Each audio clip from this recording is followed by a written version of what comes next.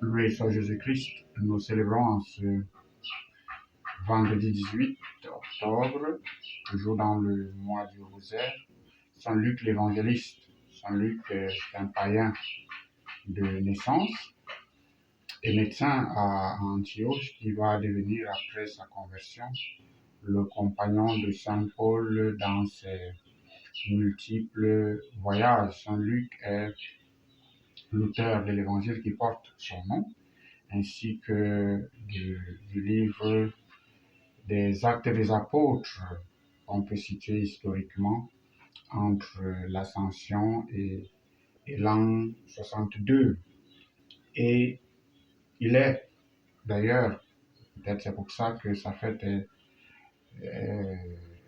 située dans ce mois d'octobre, il est parmi ceux qui, dans son évangile, parle beaucoup de certains détails de la vie de la Mère de Dieu, de Notre-Dame, de la très sainte Vierge Marie. Et comme l'appelait Dante, il est le scribe de la mansuétude du Christ.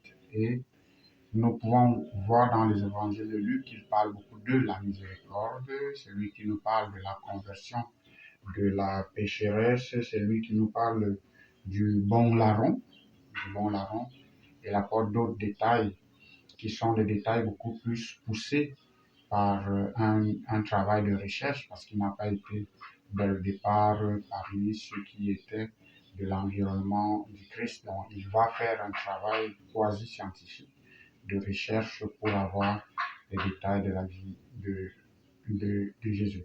Alors, je vous conseille quand même de lire un peu l'évangile de Saint Luc, lire aussi les Actes des Apôtres.